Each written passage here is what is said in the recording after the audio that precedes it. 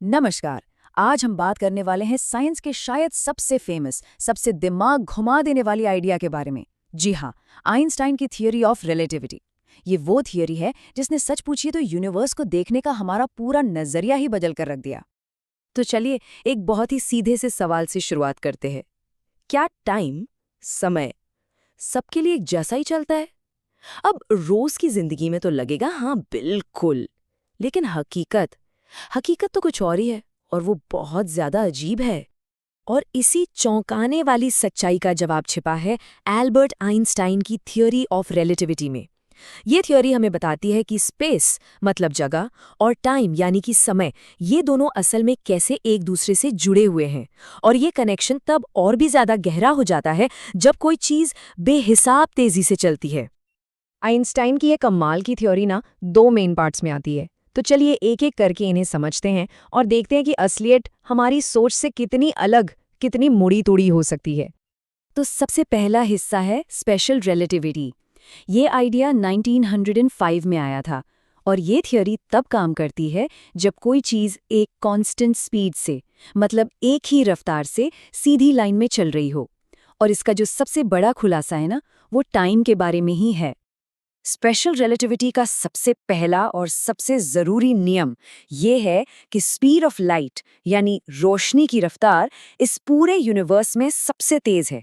ये फिक्स्ड है, लगभग 3 लाख किलोमीटर एक सेकंड में। और कुछ भी, मतलब कुछ भी इससे तेज़ नहीं चल सकता। ये समझ लीजिए कि ये यूनिवर्स की अल्टीमेट स्पीड लिमिट है, एक ऐसा नियम जिसे कोई नहीं तोड़ सकता।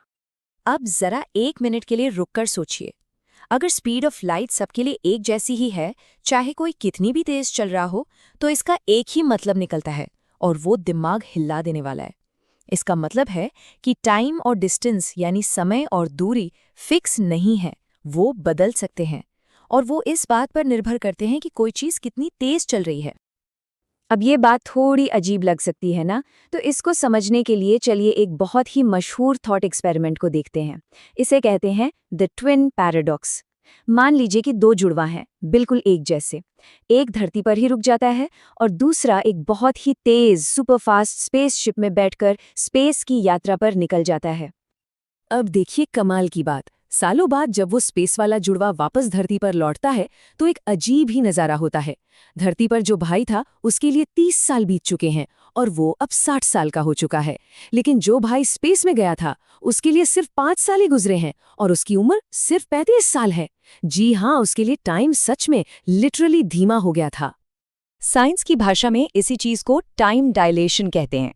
मतलब सीधा सा है, आप जितनी तेजी से मूव करते हैं आपके लिए समय उतना ही धीमा हो जाता है। और ये कोई साइंस फिक्शन की कहानी नहीं है, ये हमारे यूनिवर्स की एक असलियत है। लेकिन रुकिए, कहानी यहाँ खत्म नहीं होती। स्पेशल रिलेटिविटी तो सिर्फ आधा हिस्सा थी। आइंस्टाइन को पता था कि इसमें एक चीज मिसिंग है, ग्रेविटी। ये थियोरी ग्रेविटी को नहीं समझा पा रही थी, तो 1915 में वो लेकर आए अपनी दूसरी और भी ज्यादा बड़ी थियोरी, जनरल रिलेटिविटी। और इसने ग्रेविटी के पूरे कॉन्सेप्ट को ही बदल दिया। देखिए, सदियों से हम सब यही मानते आ रहे थे, न्यूटन की वजह से, कि ग्रेविटी एक फोर्स है, एक अनदेखा खिंचाव जो चीजों को अपनी तरफ खींचता है।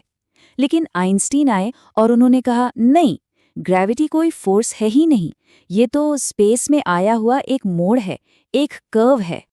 इसको समझने का एक बहुत ही आसान तरीका है। सोचिए, स्पेस एक बड़ी सी खींची हुई रबर की शीट की तरह है, एकदम फ्लैट।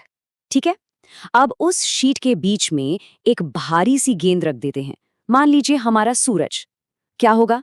जाहिर है वो शीट उस वजन से बीच में नीचे धंस जाएगी, एक कर्व बन जाएगा, है ना? अब अगर हम उस शीट पर कुछ छोटी गेंदें जैसे हमारे प्लैनेट्स लुढ़काएं तो वो सीधी नहीं जाएंगी, बल्कि उस गड्ढे के चारों तरफ घूमने लगेंगी। और बस यही तो है जनरल रिलेटिविटी। प्लैनेट सूरज के चारों ओर इसलिए नहीं घूमते कि सूरज उन्हें खींच रहा है, बल्कि इसलिए घूमते हैं क्योंकि वो सूरज के बनाए हुए स्पेस के उस कर्व को, उस मोड़ को फॉलो कर रहे हैं। तो ग्रेविटी कोई खिंचाव नहीं है, ये तो स्पेस का ही एक आकार है, उसकी ज्योमेट्री है।